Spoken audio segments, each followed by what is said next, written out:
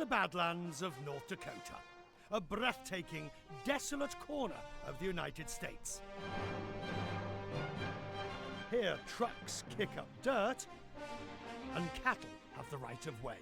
Nobody really knows just how much oil and gas is beneath me here in the Bakken in North Dakota. But if the estimates are even partly accurate, this part of the country will be producing oil and gas for decades and giving the Saudis a run for their money.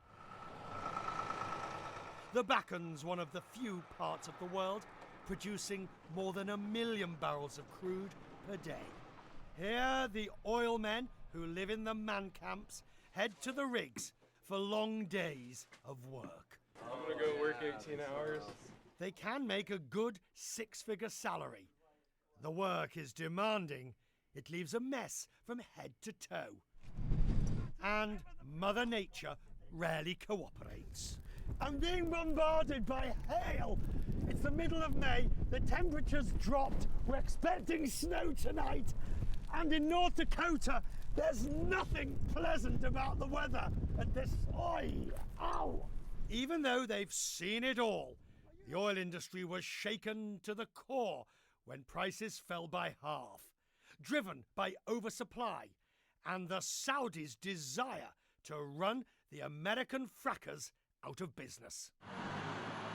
At this windswept drilling rig where crews from Fortis Energy are making repairs, CEO Nathan Conway admits he spent sleepless nights worrying as the price of oil fell. No one really knew where the bottom was going to be. Was it going to be $20 a barrel? Was it going to be $3 a barrel?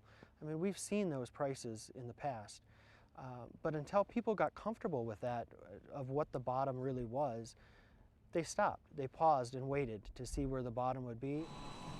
As the industry searched for the bottom, American business did what American business does best: reinvent itself. The oil majors scrapped more than $100 billion worth of projects. The fracking industry brutally cut costs by double digits, while new technologies led to more efficient, cheaper drilling. The end result of all this effort is that fracking in America is now profitable with oil at lower prices. I think we're going to start seeing a lot more action as the price of oil stabilizes in the $60 to $70 range. This hot oil machine cost $700,000, a sizable investment for Canary's chief exec, Dan Eberhardt. He slashed his workforce by 20%, and now he's financially fit for the fight against OPEC. The Saudis and OPEC have caused us to press fast forward on reducing the cost structure and reducing the cost to do shale and extract shale from the ground, and this makes us more competitive and faster and leaner moving forward. No one's promising growth like the old days anytime soon. But if OPEC believes it can pump its way to prosperity and defeat the American frackers, the oil consultant Monty Bessler says they are wrong. What's your message to OPEC? Bring it on. We'll find a way. We look at $70 a barrel now, but I've seen oil at $8 a barrel when we were still here in North Dakota. After a year of tough times, the economics has changed, and they're standing tall.